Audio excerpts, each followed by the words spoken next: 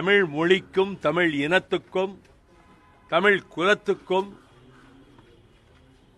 ஆதியிலே இசை தமிழிலேதான் வந்தது என்பதை நிரூபிக்கின்ற வகையில் இசைஞானி இளையராஜா அவர்கள் லண்டன் மாநகரம் சென்று சிம்பனியை மீண்டும் ஒருமுறை அதை 35 நாட்களிலே குறிப்புகளை எழுதி 2 நாட்களிலே அவற்றை பதிவு செய்து லண்டன் மாநகரிலே 90 இசை கலைவாணர்கள் இசை கருவிகளை இசைக்க அற்புதமான இசை படைப்பை அங்கே தந்து உலகம் பூராவிலும் இருக்கின்ற இசை ரசிகர்களினுடைய நெஞ்சிலே அவர்கள் நிரந்தரமாக குடியேறிவிட்டார்கள். முதல் முறை அவர்கள் இசை இந்த சிம்பனி இசை அமைத்து வருகிற போது இந்தியாவினுடைய தொலைக்காட்சிகளோ வானொலியோ அதை வெளியிடவில்லை என்று நான் நாடாளுமன்றத்திலே கடுமையாக மத்திய அரசை நான் குற்றம் சாட்டினேன்.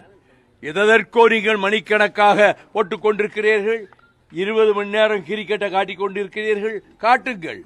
ஆனால் யாராலும் செய்ய முடியாத ஒரு சாதனையை, ஒரு கொரியாக்காரன் சாதிக்க முடியாததை, ஒரு ஜப்பான்காரன் சாதிக்க முடியாததை, ஆசியா கண்டத்திலே வேறு எவரும் சாதிக்க முடியாததை நம்ம ஊர் பண்ணைப்புறத்து இளையராஜா அவர்கள் சாதித்து காட்டியிருக்கிறார்கள் என்பதை கூட நீங்கள் உங்களுடைய ஊடகங்களிலே வானொலியிலே தொலைக்காட்சியிலே காட்டவில்லை என்பது மன்னிக்க முடியாதது என்று சொல்லி நான் 10 நிமிடம் கடுமையாக பேசினேன். அதன் பிறகு அவர்கள் மதுரையிலே அவர்களுக்கு ஒரு விழா எடுத்தேன். அந்த விழாவிலே அவர்களை பாராட்டி பேசிய பிறகு அவர்கள் எனக்கு நன்றி சொல்லி ஒரு கவிதை எழுதினார்கள். அது தினத்தந்தி பத்திரிகையிலே முதல் பக்கத்திலே வந்தது.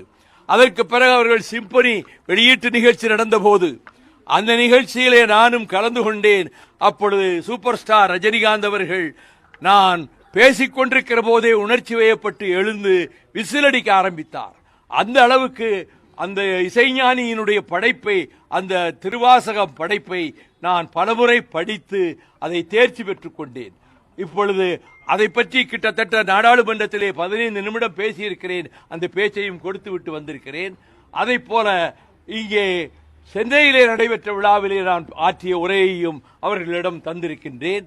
அவர்கள் எனக்கு ஒரு நன்றி கவிதை எழுதினார்கள். அது அன்றைக்கே பத்திரிகைகளில் வந்தது. அதையும் அவர்களிடம் தர இருக்கிறேன். அவர்கள் இன்னும் அதிக புகழ் பெற வேண்டும். இந்தியாவிலே, மும்பையிலே, கல்கத்தாவிலே, டெல்லியிலே அவர்களுடைய இந்த சிம்பனி இசையினுடைய பெருமை பரவ வேண்டும். அவர்களுக்கெல்லாம் தெரியவில்லை. தமிழனின் பெருமையை அறியாதோர்தான் வடநாட்டிலே அதிகம் பேர் இருக்கிறார்கள் என்பதற்கு இது ஒரு சரியான சான்றாகும்.